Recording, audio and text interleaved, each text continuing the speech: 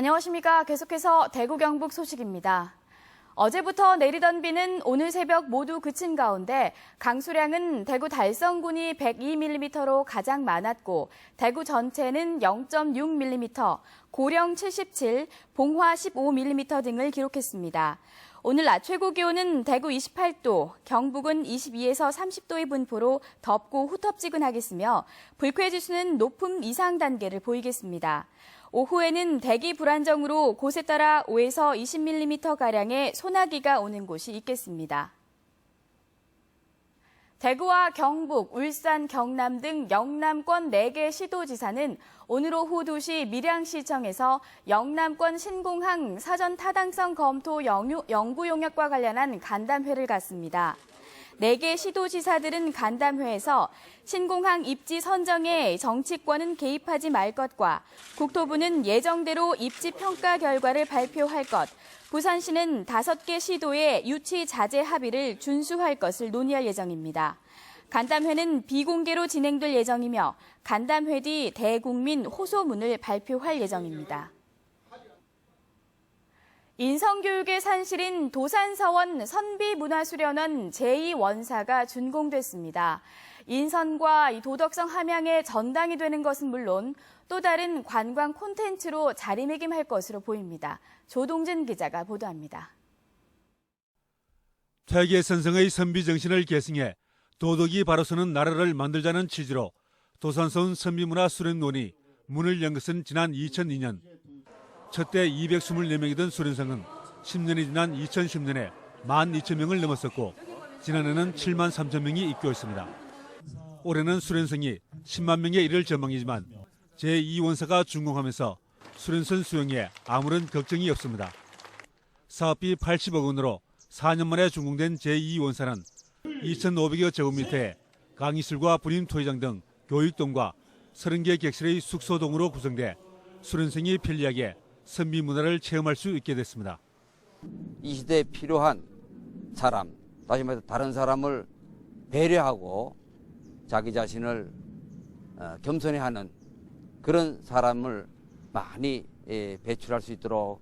선비문화수련원은 주변의 이육사 박물관이나 뛰어난 경관의 청량선이 있어 특색 있는 관광 콘텐츠로 각광받을 전망입니다. 게다가 도산서원과 한국국학진흥원이 인접해 우리나라 선비 정신과 정신문화의 원리로 자리매김하고 있습니다. 도산서원 중심으로 새로운 교육의 어떤 확산이 이루어질 것으로 보고 또 대한민국의 정체성을 선비 문화에서 다시 한번 확인할 수 있기를 간절히 기대를 합니다. 물질 만능과 인간성 상실의 시대에 끊임없는 자기 수양으로 사람답게 살아가려는 선비 정신의 향기가 깊은 산속 은은한 난영처럼 퍼져나가기를 기대해봅니다. MBC 뉴스 조동진입니다. 대구시 교육청은 2016년도 제2회 추경 예산안으로 981억 원이 늘어난 2조 8,673억 원을 편성해 대구시 의회에 심의 의결을 요구했습니다. 학생 안전체험시설 구축에 70억 원, 학교 신축 36억 원, 통폐합 학교 리모델링에 20억 원을 투입합니다. 또 대구 교육박물관 설립비 가운데 설계비로 3억 7천만 원, 특성화고 장학금 부족분 63억 원 등 누리과정 예산을 중점 편성했던 1회 추경보다 981억 원 늘려 편성했습니다. 대구시가 지난 4월 대구시 내 아파트 단지를 대상으로 태양광 발전 설비 지원 신청을 받은 결과 34개 아파트가 신청해 22개 아파트 단지가 선정됐습니다. 대구시는 이들 아파트에 태양광 발전 설비 설치비의 50%, 가구당 최대 40만 원씩을 지원합니다. 태양광을 설치하면 한 달 평균 전기요금 10,000원 정도를 아껴 3년 안에 투자비를 회수하는데 태양광 내구 연한은 15년 이상입니다. 대구지방검찰청은 다단계 사기범 조이팔이 중국으로 밀항하기 넉 달 전인 2008년 8월쯤 경찰 수사 무마 청탁과 함께 5억 원을 받은 혐의로 사업가 63살 조모 씨를 불구속 기소했습니다. 검찰은 또 조이팔 조직 범죄 수익금 3억 4천만 원을 돈 세탁하고 숨긴 혐의로 조이팔의 최측근 강태용의 여동생 44살 강모 씨를 불구속 기소했습니다.